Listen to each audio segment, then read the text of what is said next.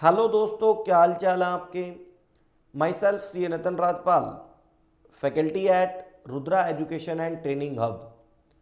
दोस्तों, आज हम इस वीडियो में एक most important paper CA final का ग्रुप 1 का आपके साथ डिस्कस करेंगे, स्टार्ट करेंगे, जिसका नाम है strategic financial management.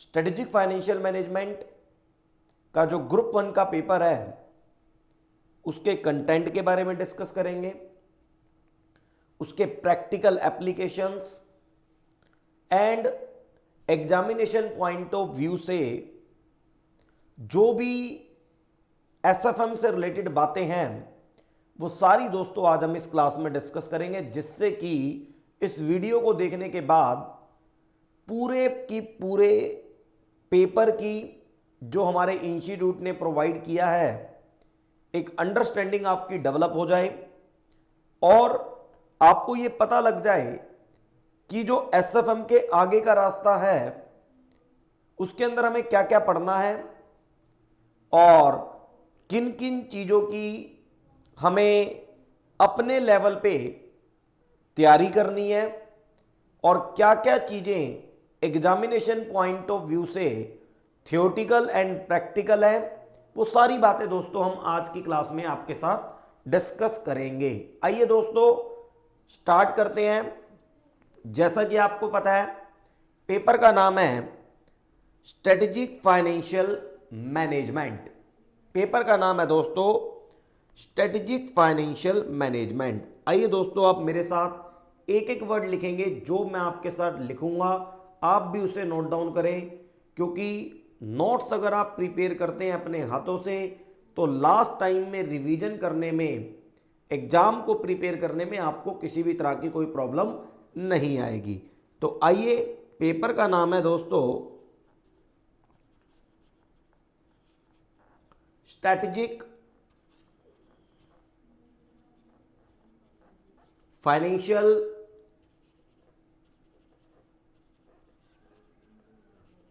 Management. Strategic financial management, जैसा कि आपको पता है 100 मार्क्स का ये पेपर है और सीए फाइनल ग्रुप 1 में है।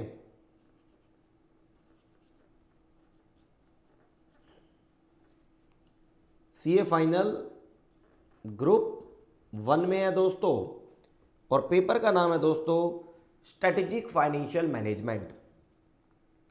अगर हम इस स्ट्रेटेजिक फाइनेंशियल मैनेजमेंट की बात करें तो दोस्तों सीए इंटर के अंदर ग्रुप 2 में आपने ऑलरेडी एक सब्जेक्ट स्टडी कर रखा है जिसका नाम है फाइनेंशियल मैनेजमेंट।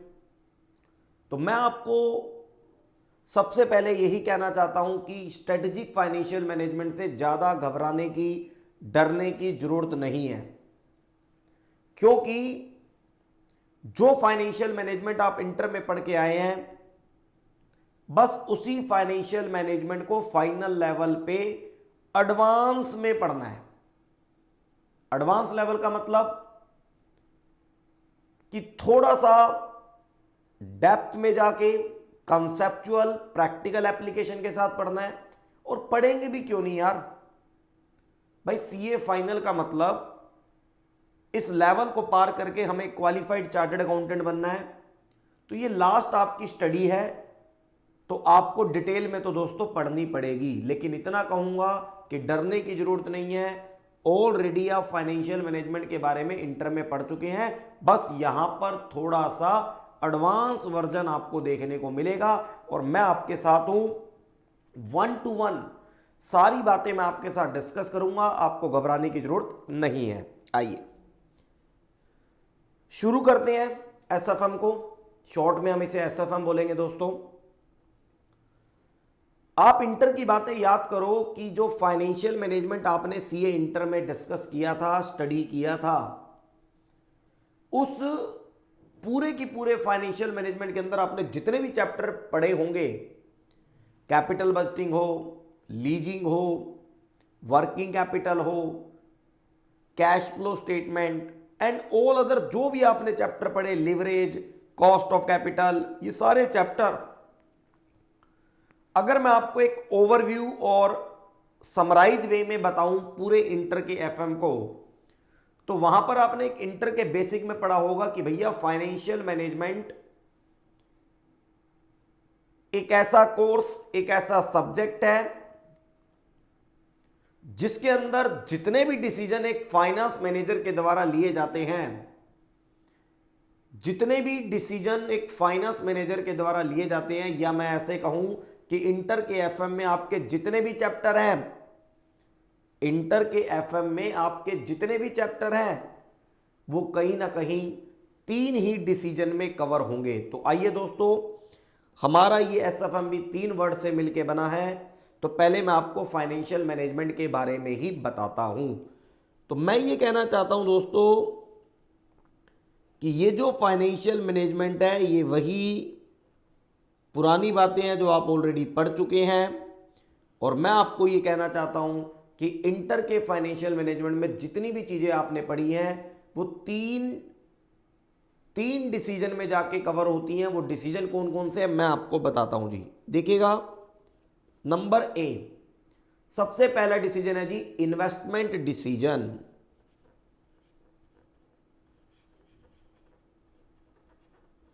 इन्वेस्टमेंट डिसीजन, देखो दोस्तों, आप अपने इंटर के एफएम के चैप्टर को याद करो। आपने कैपिटल बजटिंग चैप्टर पढ़ा था, that is a long term investment decision, जिसके अंदर आप प्लांट लगाएं या ना लगाएं का डिसीजन लेते थे, मशीनरी परचेज करें या ना करें का डिसीजन लेते थे। और आपने एक working capital management, debtor management, inventory management भी चैप्टर पढ़ा था, जो शॉर्ट टर्म इन्वेस्टमेंट डिसीजन है। तो जितने भी वर्किंग कैपिटल मैनेजमेंट और कैपिटल बजटिंग और लीजिंग वाले आपने चैप्टर पढ़े, वो इन्वेस्टमेंट डिसीजन के अंदर कवर होते हैं। वो एक अलग बात है कि लीजिंग के अंदर आपने जब लेसर के एंगल से और लेसी के एंगल से पढ़ा होगा, तो लेसर के लिए एक इन्वेस्टमेंट है, that is a investment decision है लीजिंग चैप्टर, और लेसी के लिए एक फाइनेंसिंग डिसीजन है जो आपने इंटर में पढ़ लिया है। लेकिन मैं ये कहना चाहता हूं कि पूरा इंटर का एफएम 3 डिसीजन में कवर होता है, इन्वेस्टमेंट डिसीजन। इसके बाद point number B, investment decision के बाद पॉइंट नंबर बी आता है फाइनेंसिंग डिसीजन। दोस्तों,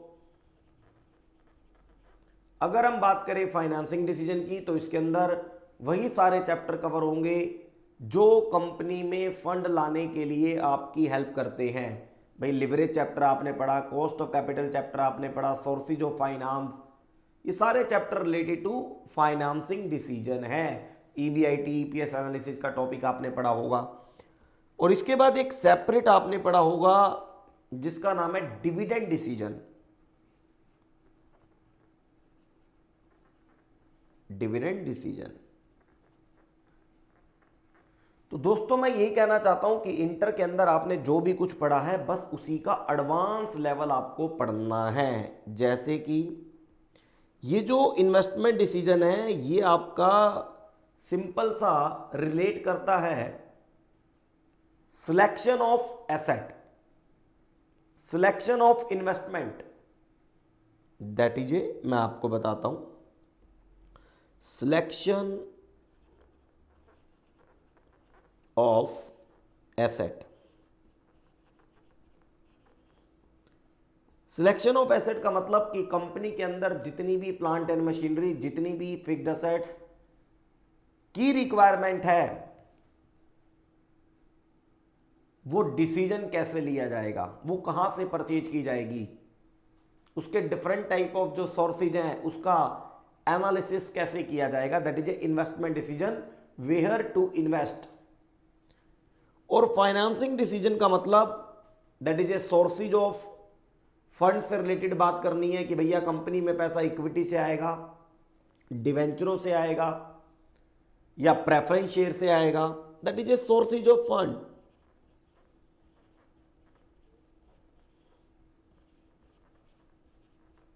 और दोस्तों, अगर हम पॉइंट नंबर 3 डिविडेंड डिसीजन की बात करें, तो ये डिविडेंड डिसीजन इंटर में आपने जितना भी पढ़ा, Walter model, Modigliani, Miller approach, final में अब इसे मैं दोबारा आपके साथ डिस्कस नहीं करूंगा। इंटर में आपने जितना पढ़ लिया वो वहीं तक फाइनल था। बस आपको फाइनल लेवल पे फर्दर जो आगे एडवांस लेवल में पढ़ना है वो है इन्वेस्टमेंट वाला पार्ट और फाइनेंसिंग वाला पार्ट डिस्कस करेंगे। कैसे कैसे वो सारी चीजें मैं आपको बताऊंगा, लेकिन एक बार डिविडेंड डिसीजन के बारे में लिख लो मेरे साथ। ये है आपका distribution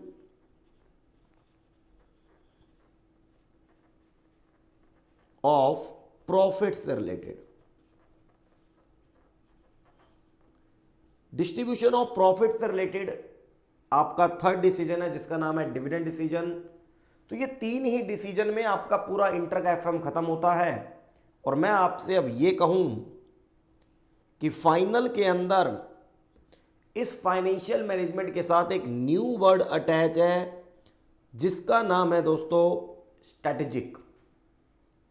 that is a strategic financial management. तो अभी मैं आपको बस ये बताता हूं कि what is the meaning of strategic, then उसके बाद धीरे धीरे धीरे धीरे एसएफएम को फर्दर हम डिस्कस करते जाएंगे। तो दोस्तों स्ट्रेटेजिक का मतलब होता है available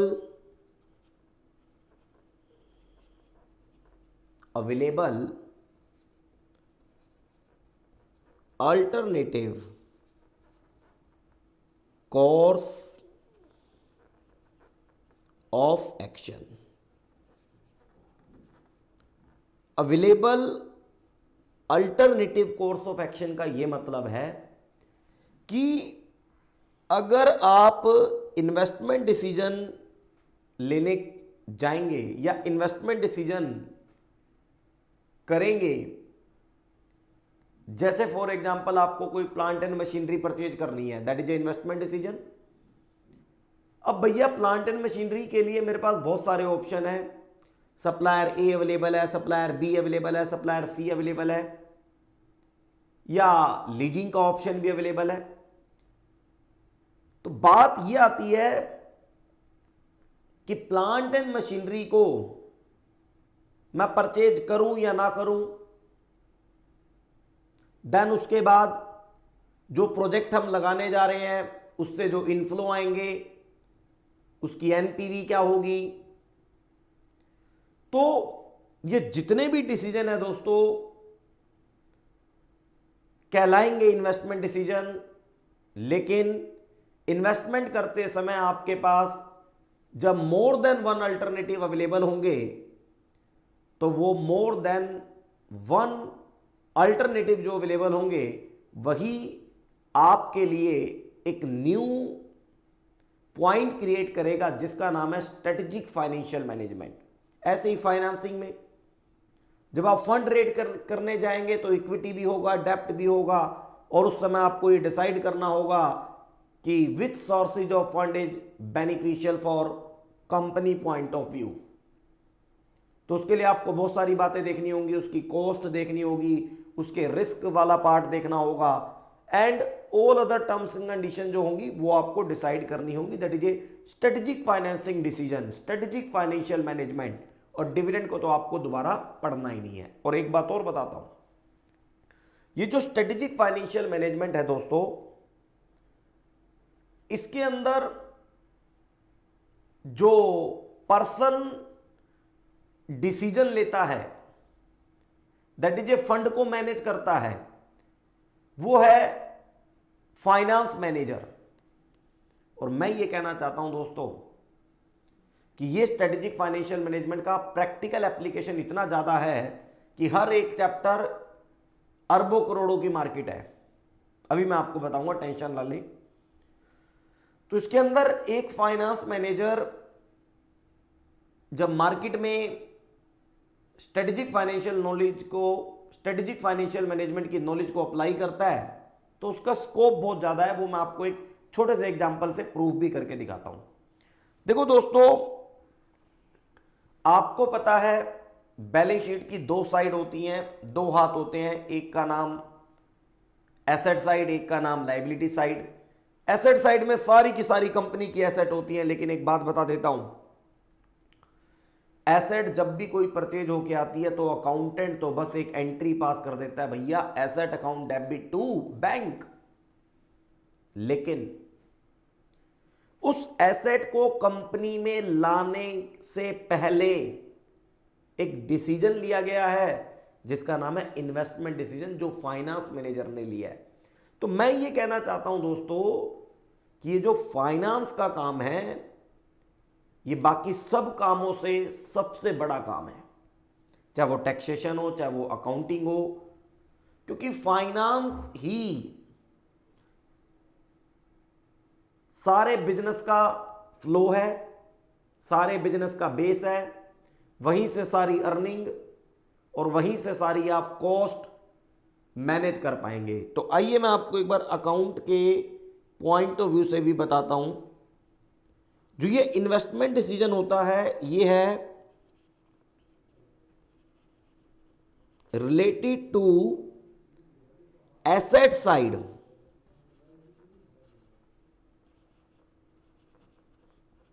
of balance sheet.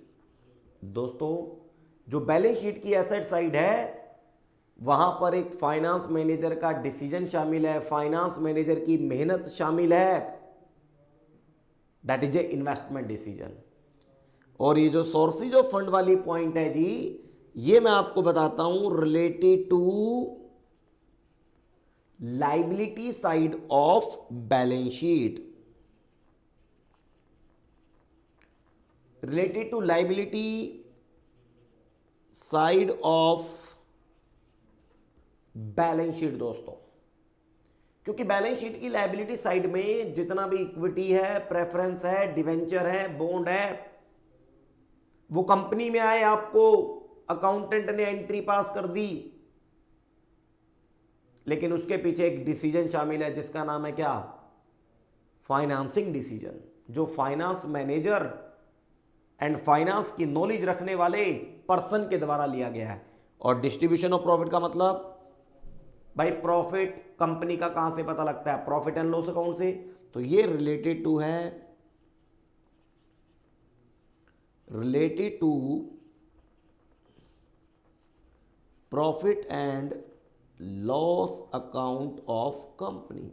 Simple सी बात, मैं बस आपको यही समझाना चाहता हूं कि भैया फाइनेंस का काम अगर आपकी समझ में आ गया और आपने अगर डिसाइड कर लिया कि मुझे अपनी लाइफ इसी के अंदर बनानी है, अपनी प्रैक्टिस इसी के अंदर करनी है, तो इससे बड़ा काम कोई नहीं है। बाकी सब अदर काम, अकाउंटिंग, टैक्सेशन इसके बाद है, सबसे बड़ा काम आपका फाइनेंस है। मैं ऑलरेडी फाइनेंसिंग डिसीजन में as a chartered accountant practice करता हूं। डेली बेसिस पे कंपनी को फंड की, क्लाइंटों को फंड की नीड होती है, तो उसकी रिक्वायरमेंट समझ के उसको फंड्स अरेंज करवाता हूं। That is A financing decision. ऐसे ही इन्वेस्टमेंट डिसीजन के बहुत सारे मार्केट में प्रैक्टिस करने वाले हैं। तो मैं ये कहना चाहता हूं जी भैया, एसएफएम का स्कोप बहुत ज्यादा है, धीरे धीरे धीरे धीरे हम इसे पढ़ते चलेंगे। अब इसके बाद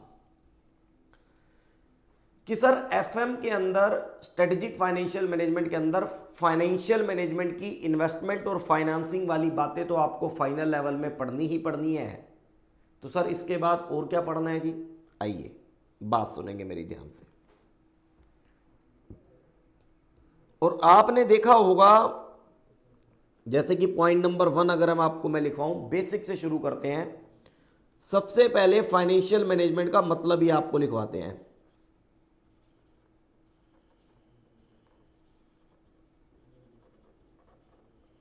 फाइनेंशियल मैनेजमेंट का मतलब जो बेसिक में आपने पढ़ रखा है, इट मींस, देखो फाइनेंशियल मैनेजमेंट के दो ही काम है बेसिकली, जो मैंने आपको भी ऊपर बताए, एक इन्वेस्टमेंट करना और दूसरा फाइनेंसिंग। तो इट मींस नंबर ए,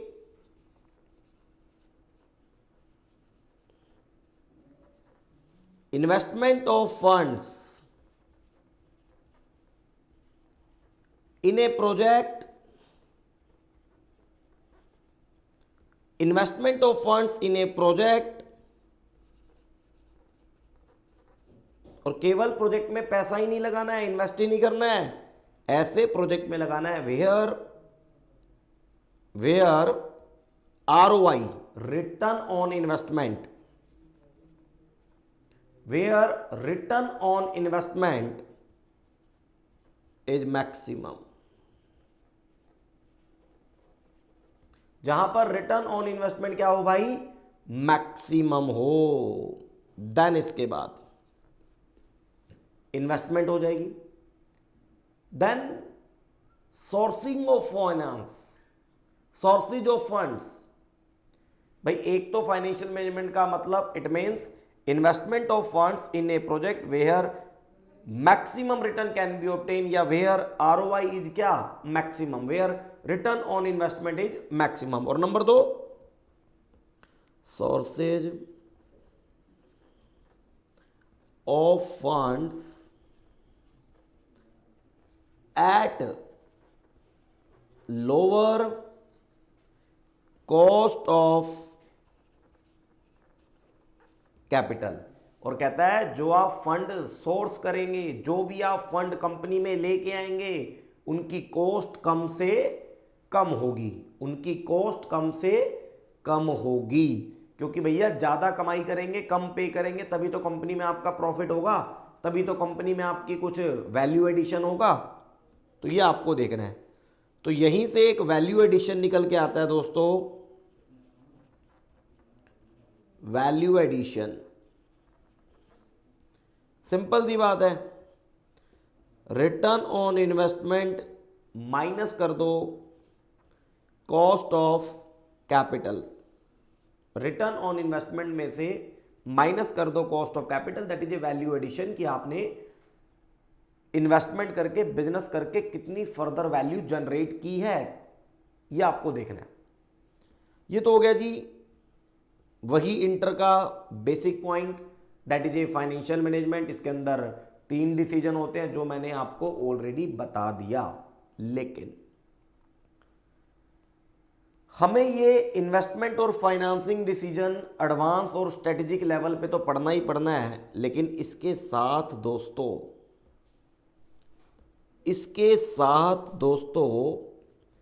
जो मोस्ट इंपॉर्टेंट बात मुझे स्ट्रेटेजिक फाइनेंशियल मैनेजमेंट में पढ़नी है CA फाइनल लेवल पे, वो है दोस्तों मार्केट। वो है दोस्तों मार्केट। मार्केट का मतलब बाजार। और अगर मैं आपको बताऊं तो ये है जी फाइनेंशियल मार्केट, ये है जी फाइनेंशियल मार्केट। सर ये क्या है जी? हाँ, ये एक न्यू टॉपिक है आपके लिए।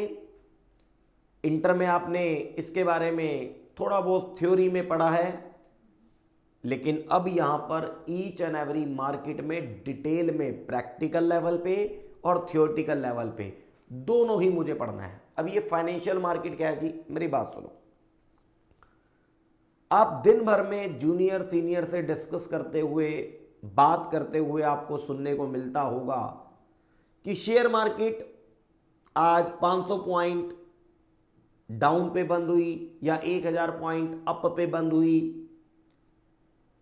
एक इन्वेस्टर था भाई, उसको आज 5 लाख रुपए का लॉस हो गया मार्केट में, उसको आज 1 लाख रुपए का प्रॉफिट हो गया मार्केट में। तो ये मार्केट की बात क्या है?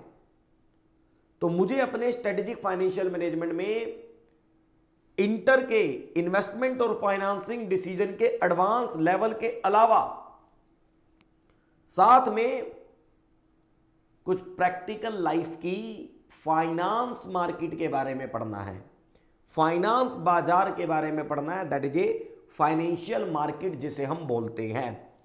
ठीक है जी, क्या है सर ये फाइनेंशियल मार्केट? आओ मेरी बात ध्यान से।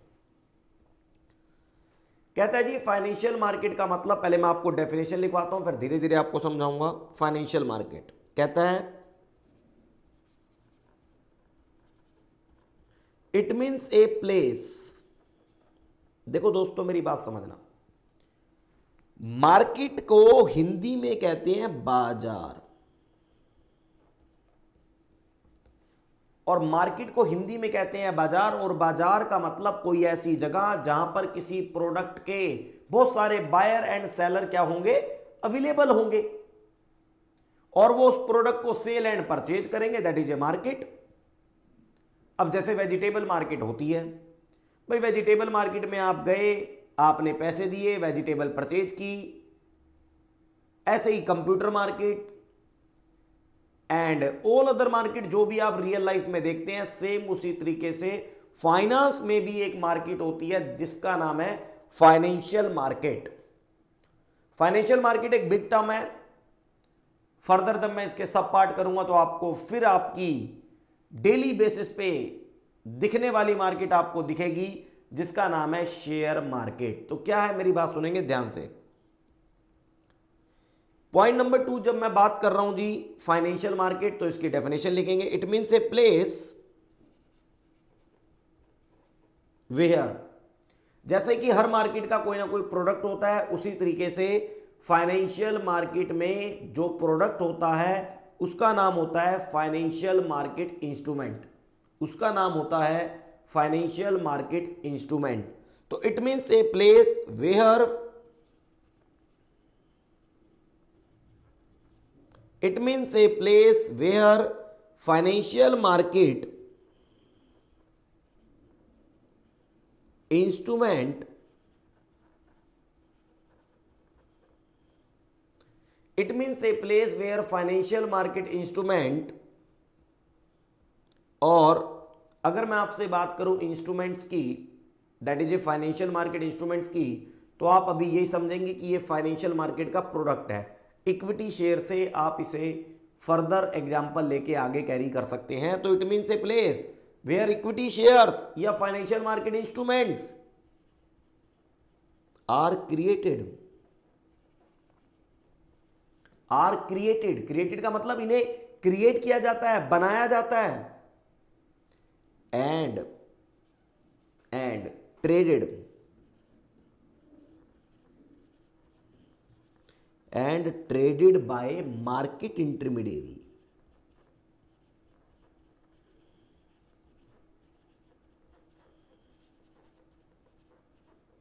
क्या मतलब है जी, समझो मेरी बात। कहता है जी फाइनेंशियल मार्केट एक ऐसी जगह है जहां पर financial market instrument, that is a financial market के प्रोडक्ट को क्रिएट किया जाता है। क्रिएट का मतलब फर्स्ट टाइम इशू किया जाता है और उसके बाद उनकी ट्रेडिंग की जाती है। ट्रेडिंग का मतलब सेल परचेज, ट्रेडिंग का मतलब सेल परचेज। और ये जो मार्केट इंटरमीडिएरी है इसका मतलब मीडिएटर। मीडिएटर हमारे इंडिया में कौन है, ट्रेडिंग जो करवाता है वो है स्टॉक एक्सचेंज। और हमारे इंडिया में दो मोस्ट पॉपुलर स्टॉक एक्सचेंज है, एक का नाम है एनएसई नेशनल स्टॉक एक्सचेंज और एक का नाम है बीएसई बॉम्बे स्टॉक एक्सचेंज, जो आपको फर्दर आने वाले चैप्टर में डिटेल में डिस्कस करना है।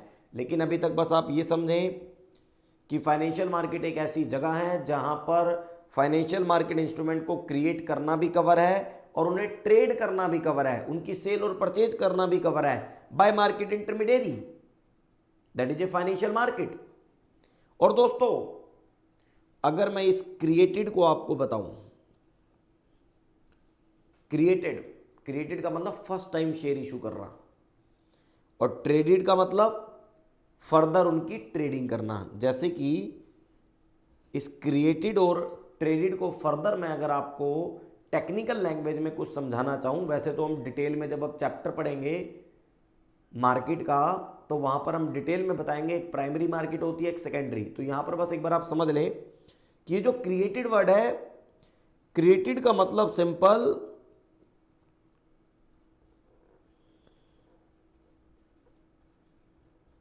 क्रिएटेड का मतलब सिंपल फर्स्ट टाइम इशू।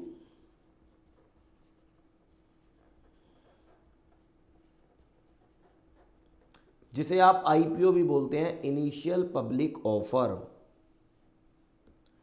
और इसे टेक्निकल लैंग्वेज में प्राइमरी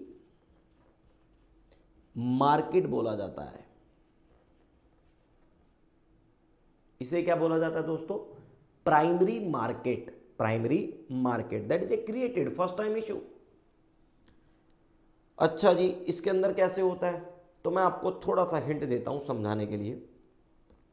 देखो जी, जो भी कंपनी शेयर इशू करना चाहती है उसे हम बोलते हैं इशूइंग कंपनी।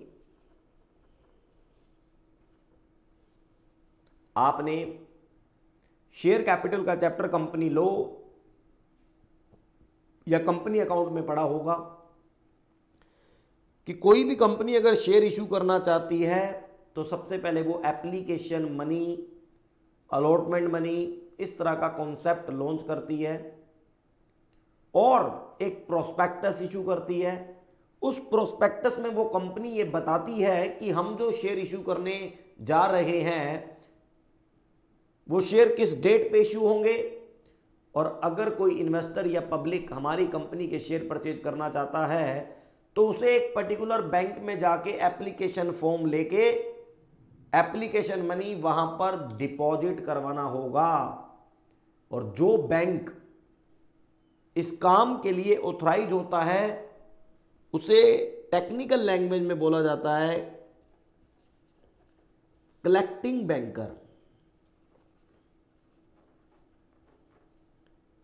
कलेक्टिंग बैंकर का मतलब एक ऐसा बैंक, फाइनेंशियल इंस्टीट्यूशन जो कंपनी के बिहाफ पे इन्वेस्टर या पब्लिक से एप्लीकेशन मनी डिपॉजिट करेगा। देन इसके बाद इधर पब्लिक होगी जो कलेक्टिंग बैंकर को एप्लीकेशन मनी जमा कराएगी। भाई कलेक्टिंग बैंकर को एप्लीकेशन मनी, और इस कलेक्टिंग बैंकर को अपॉइंट कौन करेगा, वो कंपनी करेगी। इशूइंग कंपनी अपॉइंट करेगी कलेक्टिंग बैंकर को और public application money collecting banker को जमा करवा देगी।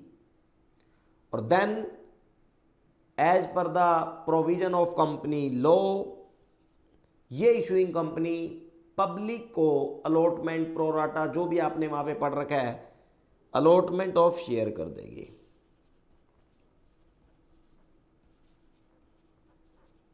बाकी बहुत सारे प्रोविजन होते हैं लॉ में, वो आपने पढ़ रखे हैं, आप समझदार हैं, फाइनल लेवल के स्टूडेंट हैं। तो ये जो अलॉटमेंट ऑफ शेयर्स हुए, तो मैं ये कहना चाहता हूं ये जो अलॉटमेंट ऑफ शेयर्स हुए इसका मतलब ये क्रिएटेड हो गए, मार्केट में आ गए, मार्केट में इनका जन्म हो गया। That is A first time issue, initial public offer, primary market बोलते हैं। अब भाई क्रिएट तो हो गए। अब मान लो किसी पर्सन ने कंपनी से शेयर अलॉट करवा लिए, अब वो अगर फर्दर बेचना चाहता है, तो अगर वो फर्दर बेचना चाहता है या फर्दर और खरीदना चाहता है तो उसके लिए एक प्लेटफॉर्म मार्केट में अवेलेबल है जिसे कहते हैं स्टॉक एक्सचेंज। जो ये वर्ड है ना, वर्ड ट्रेडेड, ये जो वर्ड है दोस्तों ट्रेडेड, ये क्रिएटेड के बाद अपना काम शुरू करेगा। ट्रेडेड और traded by help of market intermediary होता है, ये होता है with the help of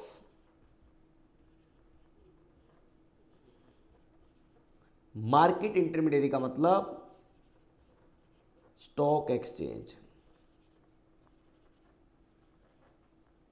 market intermediary का मतलब स्टॉक एक्सचेंज, और stock exchange is nothing, NSC BSC एक ट्रेडिंग प्लेटफॉर्म है भाई।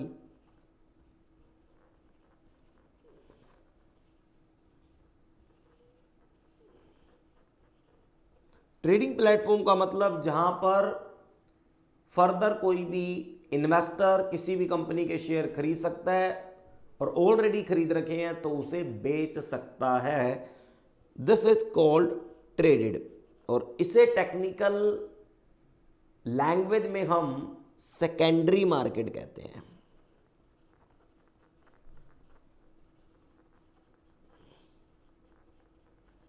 इसे टेक्निकल लैंग्वेज में हम सेकेंडरी मार्केट कहते हैं, जो आपको डिटेल में अपने स्ट्रेटेजिक फाइनेंशियल मैनेजमेंट में दोस्तों पढ़नी है। तो फाइनेंशियल मार्केट आपको समझ आ गई। अब एक फाइनेंशियल मार्केट बिगर टर्म है। अब इसके अंदर मैं अगर आपको फर्दर बताऊं, दैट इज कितने पॉइंट हो गए मैं आपको एक बार दिखा देता हूं। ये आपका पॉइंट नंबर था 2। अब चलते हैं पॉइंट नंबर 3 पे। अब पॉइंट नंबर 3 आती है जी। इस पॉइंट नंबर 3 में मैं आपको आपके कोर्स के अकॉर्डिंग मार्केट से अवेयर करवाता हूं, that is a financial market को फर्दर, फाइनेंशियल मार्केट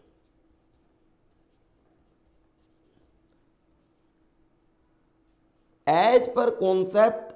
अगर हम बात करें फाइनेंशियल मार्केट की, तो ये फाइनेंशियल मार्केट फर्दर 2 पार्ट में सब डिवाइड होती है। एक का नाम है capital market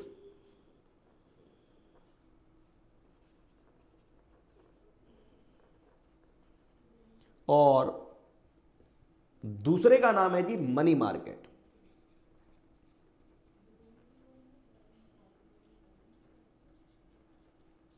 that is a capital market and money market. अब मेरी बात सुने भाई, फाइनेंशियल मार्केट का मतलब ऐसी जगह जहां पर financial market instruments, that is a financial market के प्रोडक्ट को क्रिएट किया जाता है और फर्दर उनकी ट्रेडिंग की जाती है, सेल परचेज किया जाता है। अब वही फाइनेंशियल मार्केट फर्दर 2 तरह की है भाई, एक है कैपिटल मार्केट, एक है मनी मार्केट। अब इनके नाम जो हैं और इनकी फर्दर डेफिनेशन क्या है, फर्दर फीचर्स क्या हैं, वो मैं आपको बताता हूं। देखो, बहुत सारे फाइनेंशियल मार्केट प्रोडक्ट हैं जिनका नाम आपने सुन रखा है, equity share, preference share, bond, debenture, ये सारी बातें आपने सुन रखी हैं। लेकिन अब बात आती है कि कौन से प्रोडक्ट कैपिटल मार्केट में कवर होंगे, कौन से प्रोडक्ट मनी मार्केट में कवर होंगे। तो ये मैं आपको थोड़ा सा हिंट देता हूं और डेफिनेशन वही है कि भैया कैपिटल मार्केट भी एक प्लेस है जहां पर फाइनेंशियल मार्केट इंस्ट्रूमेंट नहीं, जहां पर कैपिटल मार्केट इंस्ट्रूमेंट्स, जहां पर कैपिटल मार्केट इंस्ट्रूमेंट्स क्रिएट किए जाते हैं और ट्रेड किए जाते हैं। मनी मार्केट का मतलब जहां पर मनी मार्केट इंस्ट्रूमेंट्स क्रिएट किए जाते हैं, ट्रेड किए जाते हैं। लेकिन बात यह आती है कि भैया कैपिटल मार्केट इंस्ट्रूमेंट्स कौन होते हैं, कौन कौन से प्रोडक्ट वहां पर कवर होते हैं, ऐसे ही मनी मार्केट इंस्ट्रूमेंट में कौन होते हैं और कौन कौन से प्रोडक्ट वहां पर कवर होते हैं। आइए मैं आपको बताता हूं कैपिटल मार्केट की बातें, पहले मैं आपको बताता हूं। तो भैया अगर हम बात करें कैपिटल मार्केट की, तो इसके अंदर जो प्रोडक्ट होंगे उसके नाम होंगे capital market instrument, capital market instrument.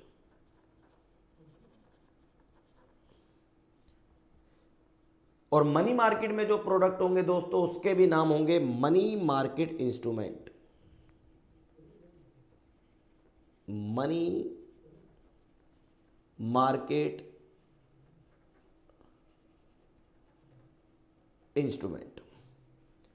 तो this is the capital market instrument और this is the money market instrument. लेकिन बात आती है कि भैया कैपिटल मार्केट इंस्ट्रूमेंट की फीचर्स और प्रोडक्ट कौन कौन से हैं और मनी मार्केट इंस्ट्रूमेंट के फीचर्स और प्रोडक्ट कौन कौन से हैं। तो अगर हम बात करें कैपिटल मार्केट की, तो मैं आपको ओवरव्यू के तौर पे बता देता हूं यहां पर कि कैपिटल मार्केट के अंदर केवल वही फाइनेंशियल प्रोडक्ट कवर होगा, मैं आपको बता देता हूं, केवल वही फाइनेंशियल प्रोडक्ट कवर होगा जिसकी लाइफ मोर देन 1 ईयर होगी। अगर मैं आपको कहूं तो ये एक तरीके से लॉन्ग टर्म इंस्ट्रूमेंट होंगे, ये आपके लॉन्ग टर्म इंस्ट्रूमेंट होंगे। और मनी मार्केट के अंदर जितने भी इंस्ट्रूमेंट होंगे वो होंगे शॉर्ट टर्म। और ध्यान से बताता हूं, शॉर्ट टर्म तो होंगे होंगे, साथ में शॉर्ट टर्म डेप्ट इंस्ट्रूमेंट होंगे, शॉर्ट टर्म डेप्ट instrument, simple, long term instrument और शॉर्ट टर्म डेप्ट इंस्ट्रूमेंट। देखो कैपिटल मार्केट के अंदर मैंने डेप्ट वर्ड नहीं लिखा, उसका रीजन है क्योंकि कैपिटल मार्केट के जो प्रोडक्ट हैं कुछ डेप्ट नेचर के हैं और कुछ कैपिटल नेचर के हैं। डेप्ट नेचर का मतलब वो सारे प्रोडक्ट जिसके अंदर इंटरेस्ट कॉस्ट सर्व होती है और कैपिटल नेचर का मतलब अदर देन डेब्ट जो भी होते हैं वो कैपिटल नेचर के होते हैं, जो आपने इक्विटी और प्रेफरेंस देख रखे हैं। अब इसके बाद भाई लॉन्ग टर्म का मतलब क्या? लॉन्ग टर्म का मतलब जिसकी लाइफ मोर देन 1 ईयर्स होगी, लाइफ मोर देन 1 ईयर्स। और शॉर्ट टर्म का मतलब इसकी जो लाइफ होगी वो अप टू 1 ईयर होगी। अब इसके बाद सिंपल भाई इस कैपिटल मार्केट इंस्ट्रूमेंट में एग्जांपल के तौर पे अगर मैं बताऊं तो इक्विटी शेयर, इक्विटी शेयर के बाद भैया डिवेंचर, एक आपने GDR global depository receipt, American depository receipt, detail में इसको कैपिटल मार्केट के चैप्टर में सेपरेटली पढ़ेंगे, आप बिल्कुल भी टेंशन ना लें, डिटेल में हमें पढ़ना है। और इसके बाद यूनिट ऑफ म्यूचुअल फंड, ये सारे के सारे जो प्रोडक्ट हैं दोस्तों वो कैपिटल मार्केट इंस्ट्रूमेंट के प्रोडक्ट हैं। लेकिन अब कैपिटल मार्केट का जो एक मेन प्रोडक्ट है ना इक्विटी शेयर, प्रेफरेंस शेयर भी यहां पर है, बहुत सारे प्रोडक्ट हैं, वो सारे प्रोडक्ट जिसकी लाइफ मोर देन 1 ईयर होगी कैपिटल मार्केट इंस्ट्रूमेंट में कवर होंगे। और वो सारे प्रोडक्ट जिसकी लाइफ अप टू 1 ईयर होगी वो सारे के सारे मनी मार्केट इंस्ट्रूमेंट में कवर होंगे। सिंपल। अब इस कैपिटल मार्केट का जो मेन प्रोडक्ट है ना इक्विटी शेयर, ये बहुत ज्यादा पॉपुलर हो गया, इसकी ट्रेडिंग बहुत सारे इन्वेस्टर ज्यादा करने लगे, जिसकी वजह से कैपिटल मार्केट का नाम कैपिटल मार्केट ना प्रैक्टिकल लाइफ में बोल के इसे हम क्या बोल देते हैं, share market, share market, share market बोल देते हैं। लेकिन टेक्निकल लैंग्वेज में ये कैपिटल मार्केट ही है, जिसके अंदर most popular product equity share है, क्योंकि इसकी लाइफ भी मोर देन 1 ईयर्स की होती है। अच्छा जी, मनी मार्केट इंस्ट्रूमेंट के अंदर जी, हाँ मनी मार्केट इंस्ट्रूमेंट के भी एग्जांपल है, जैसे कि कॉमर्शियल बिल, सीपी बोलते हैं शॉर्ट में से। कॉमर्शियल बिल के बाद ट्रेजरी बिल जो आरबीआई इशू करता है,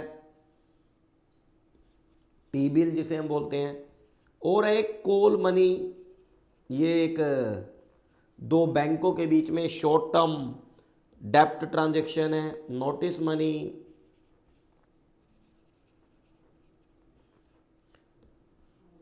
तो ये डिटेल में हम जब मनी मार्केट आपको पढ़ाएंगे तो वहां पर डिस्कस करेंगे, लेकिन अभी बस इतना सा समझ लो कि कैपिटल मार्केट में जितने भी प्रोडक्ट होंगे वो कैपिटल मार्केट इंस्ट्रूमेंट्स होंगे, और मनी मार्केट में जितने भी प्रोडक्ट होंगे वो मनी मार्केट इंस्ट्रूमेंट्स होंगे। अब एक बात और आती है कि भैया चाहे कोई कैपिटल मार्केट प्रोडक्ट है चाहे कोई मनी मार्केट प्रोडक्ट है, ठीक है जी, बात यह आती है कि उनकी जो ट्रेडिंग होगी, ट्रेडिंग, वो ट्रेडिंग किस नेचर में होगी, किस प्लेटफॉर्म के थ्रू होगी, ये आपको समझना है मेरे साथ। तो मैं आपको बताता हूं, ट्रेडिंग प्लेटफॉर्म। दोस्तों अगर मैं आपसे ट्रेडिंग प्लेटफॉर्म की बात करूं, बस अभी आप ये समझ लें कि बहुत सारे सिस्टम्स हैं, ऑर्गेनाइजेशन है जो फाइनेंशियल मार्केट प्रोडक्ट की ट्रेडिंग करवाते हैं, लेकिन उन सभी सिस्टम के अंदर दो ही कॉन्सेप्ट आपको देखने को मिलेंगे, और उसकी पहचान क्या है मैं आपको बता देता हूं। एक होता है exchange traded, exchange traded fund, और दूसरा होता है point number B, OTC. OTC की फुल फॉर्म होती है दोस्तों, ओटीसी एक्सचेंज फंड की फुल फॉर्म होती है over the counter, over the counter, OTC exchange. Of India. कहने का मतलब जितने भी ट्रेडिंग प्लेटफॉर्म हैं वो दो ही तरह के कॉन्सेप्ट पे आपको काम करते हुए मिलेंगे, या तो एक्सचेंज ट्रेडेड या फिर over the counter exchange traded. अब इनका मतलब क्या मैं आपको बताता हूं। सर वो सारी की सारी ट्रेडिंग फैसिलिटीज जो प्रोवाइड करते हैं या फाइनेंशियल मार्केट इंस्ट्रूमेंट में जितने भी फाइनेंशियल प्रोडक्ट हैं, फाइनेंशियल मार्केट इंस्ट्रूमेंट में जितने भी फाइनेंशियल मार्केट इंस्ट्रूमेंट प्रोडक्ट हैं, equity share, preference share, bond, debenture, वो सारे प्रोडक्ट, बाजार के वो सारे प्रोडक्ट जिसकी ट्रेडिंग करने में बायर और सेलर को आपस में जानने की जरूरत नहीं होती, बायर और सेलर को आपस में जानने की जरूरत नहीं होती, समझ लेना उनकी ट्रेडिंग इंडिया में एक्सचेंज ट्रेडेड फंड के थ्रू हो रही है। पहले लिख लो, समझा देता हूं। Here buyer and seller, here buyer and seller are not required, here buyer and seller are not required to know each other। मतलब ये कि एक ऐसा ट्रेडिंग प्लेटफॉर्म है जहां पर ट्रेडिंग करते समय बायर और सेलर को आपस में जानने की जरूरत नहीं होती। जैसे इक्विटी शेयर, आप डीमेट अकाउंट खुलाओ, आपने इक्विटी शेयर मार्केट से परचेज करे, किस सेलर ने आपको बेचे आपको नहीं पता होगा, सेलर ने किस बायर को बेचे और बायर ने किस सेलर से परचेज किए ये नहीं पता होगा आपको। इसी ट्रेडिंग फैसिलिटी को हम बोलते हैं एक्सचेंज ट्रेडेड फंड, जहां पर बायर और सेलर को आपस में जानने की जरूरत नहीं है। मैं आपको एग्जांपल इक्विटी शेयर का यहां पर दे देता हूं।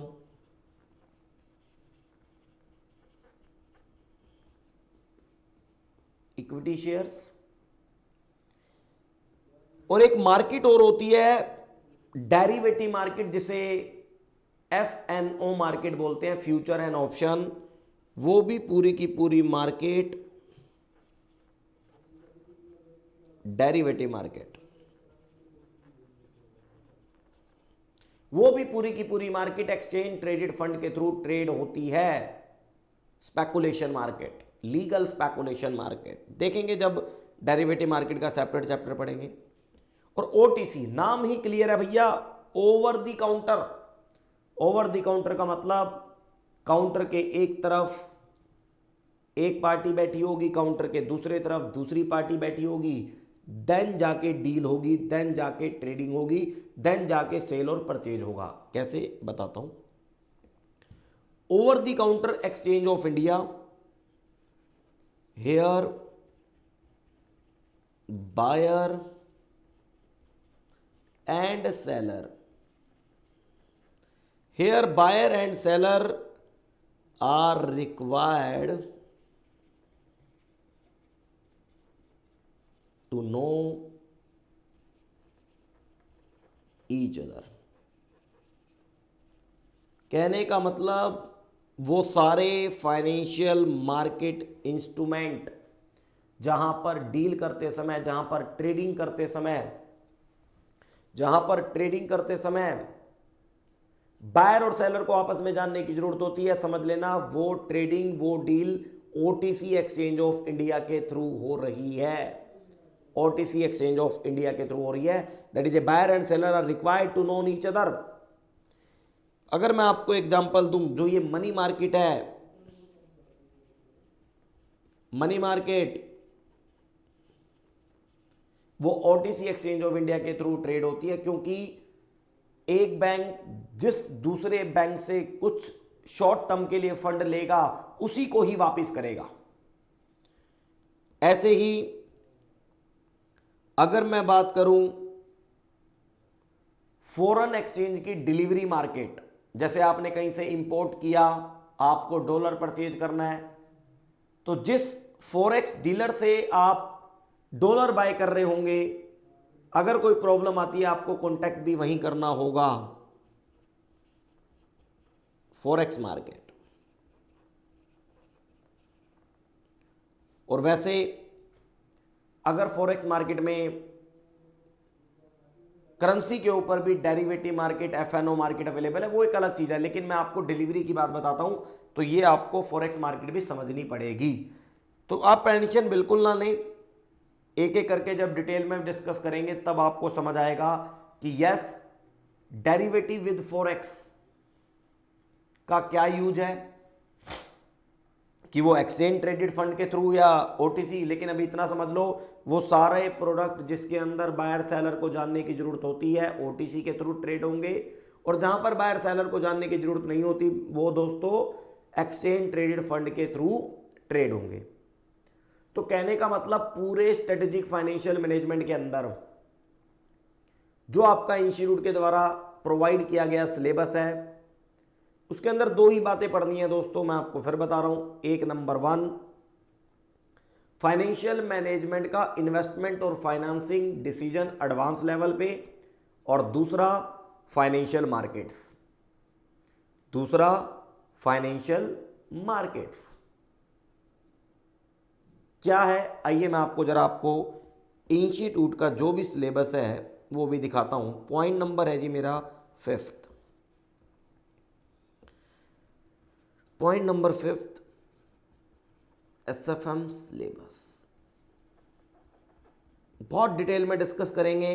और मैं आपको फिर बता दूं जी, पूरा की पूरा सिलेबस डिस्कस करने के बाद आने वाले जो हमारे 1 बाय 1 सारे चैप्टर स्टार्ट होंगे, आप देखना चैप्टर की स्टार्टिंग में कंप्लीट टॉपिक्स क्या क्या पढ़ने हैं पहले उनको लिखा जाएगा, देन 1 बाय 1 बिल्कुल आराम से चीजों को डिस्कस करके आपको सोचने का, समझने का टाइम देके तब जाके उसके प्रैक्टिकल क्वेश्चन किए जाएंगे, और देन फिर नेक्स्ट टॉपिक पे मूव किया जाएगा।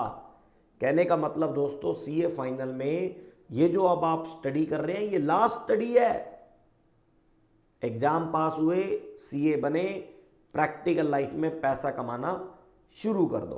तो आइए इंस्टीट्यूट का जो सिलेबस है उस पूरे सिलेबस को डिस्कस करते हैं। तो हमारे इंस्टीट्यूट ने दोस्तों जो सीए फाइनल के अंदर एसएफएम का सिलेबस प्रोवाइड कर रखा है दोस्तों, वो टोटल 14 चैप्टर हैं।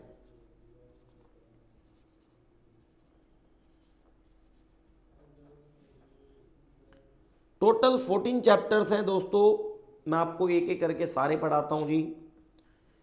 इस 14 चैप्टर्स के अंदर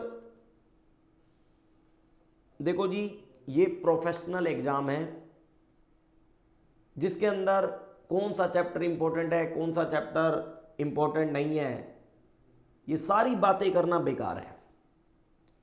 क्योंकि जो भी कोर्स इंस्टीट्यूट ने हमें प्रोवाइड कर रखा है, मुझे 100% सभी को डिटेल में डिस्कस करते हुए कवर करना है, जिससे कि एग्जाम के अंदर मुझे किसी भी तरह की कोई प्रॉब्लम ना आए। तो मैं तो 100% आपको पढ़ाऊंगा। तो मैं ये 14 की 14 चैप्टर जो आपको बता रहा हूं वो एज पर कॉन्सेप्ट बता रहा हूं कि भैया कुछ चैप्टर ऐसे होंगे जो केवल और केवल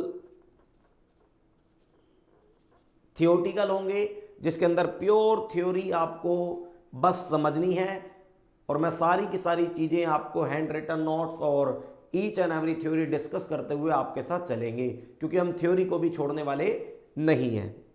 देन उसके बाद कुछ चैप्टर ऐसे हैं दोस्तों जिसके अंदर थियोटिकल और प्रैक्टिकल दोनों मिक्सअप है।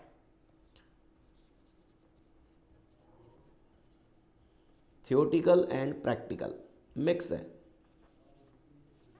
और कुछ ऐसे चैप्टर्स हैं इन 14 में से जो 100% प्रैक्टिकल हैं, जैसे कुछ 100% थ्योरी है, ऐसे ही कुछ 100% प्रैक्टिकल है। तो कोई दिक्कत नहीं। कौन कौन से चैप्टर हैं मैं आपको जरा दिखा देता हूं जी। इंस्टीट्यूट के एक बार मॉड्यूल पे चलते हैं, स्टडी मटेरियल पे चलते हैं और आपको दिखाते हैं जी आपका क्या कोर्स है। ये देखिए दोस्तों, पेपर 2 स्ट्रेटेजिक फाइनेंशियल मैनेजमेंट आपके सामने है। मैं आपको कंटेंट पे लेके चलता हूँ। मई 22 एग्जामिनेशन के लिए ये लेटेस्ट स्टडी मटेरियल है, कंटेंट है। कंटेंट के अंदर सबसे पहला चैप्टर है जी financial policies and corporate strategy. मेरे साथ लिखेंगे आप। तो दोस्तों ये चैप्टर नंबर ए यहाँ पर कवर होगा। ये 100% थियोटिकल है। फाइनेंशियल पॉलिसी एंड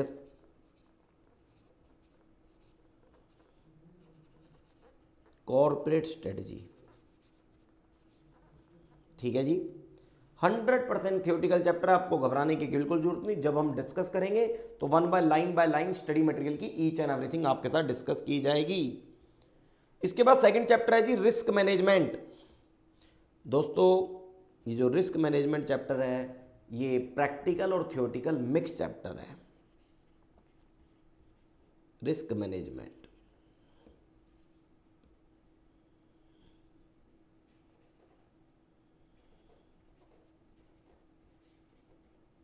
और मैं तो कह रहा हूं जी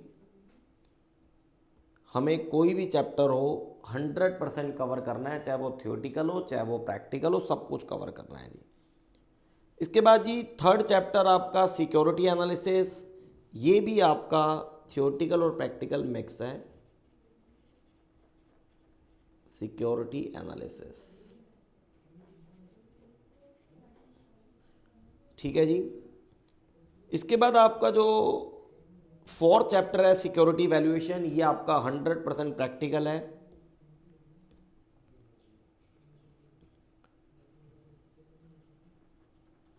security valuation, security valuation. Security valuation के बाद अगर मैं आपसे चैप्टर की बात करूं पोर्टफोलियो मैनेजमेंट, 100% प्रैक्टिकल है भाई। और एक एक करके सबको डिटेल में डिस्कस करेंगे। पोर्टफोलियो मैनेजमेंट,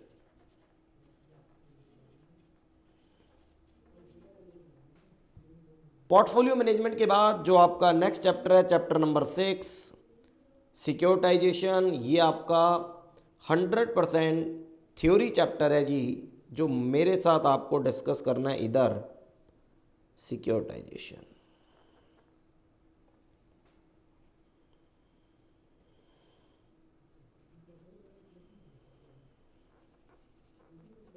100% थियोटिकल चैप्टर है सिक्योरिटाइजेशन, डिटेल में डिस्कस करेंगे, बिल्कुल आप टेंशन ना लें।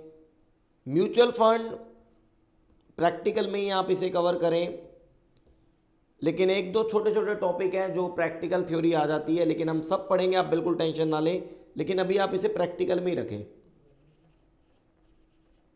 म्यूचुअल फंड प्रैक्टिकल ही चैप्टर इसे आप मान के चलें, और प्रैक्टिकल लाइफ में इसका यूज भी बहुत है। आप टाइम टू टाइम पे म्यूचुअल फंड बहुत नाम सुनने को आपको मिलता होगा, हम पढ़ेंगे आराम से। डेरिवेटिव अगेन प्रैक्टिकल जी।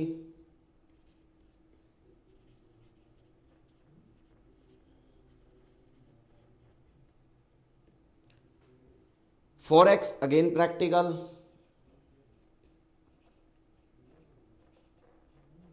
जिसके अंदर हम करेंसी, डॉलर, इन सब के बारे में पढ़ेंगे जी। 10th chapter IFM again practical है। इंटरनेशनल फाइनेंशियल मैनेजमेंट, जो इन्वेस्टमेंट डिसीजन और फाइनेंसिंग डिसीजन है वो अगर अब्रॉड है, आउटसाइड इंडिया है, तो कैसे उसे डील करेंगे। International financial management. Interest rate risk management again practical है। Interest rate risk management again आपका ये एक प्रैक्टिकल है जी, आपको बिल्कुल टेंशन नहीं लेनी। कॉर्पोरेट वैल्यूएशन भी प्रैक्टिकल है। एच कर लेते हैं यहाँ पर, ठीक है। कॉर्पोरेट वैल्यूएशन,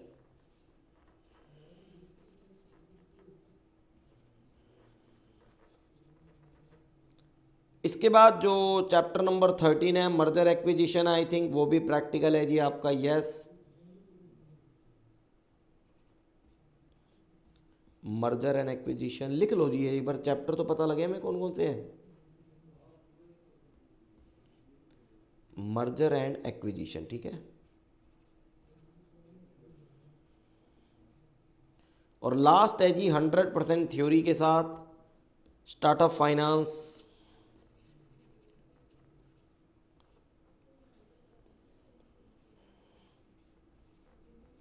तो ये आपके टोटल 14 चैप्टर्स हैं, जिसके अंदर 3 आपके चैप्टर्स 100% थियोटिकल, 2 आपके चैप्टर्स थियोटिकल और प्रैक्टिकल का मिक्सचर, और देन उसके बाद 9 चैप्टर आपके 100% जी प्रैक्टिकल हैं। ये टोटल आपके 14 की 14 चैप्टर हैं।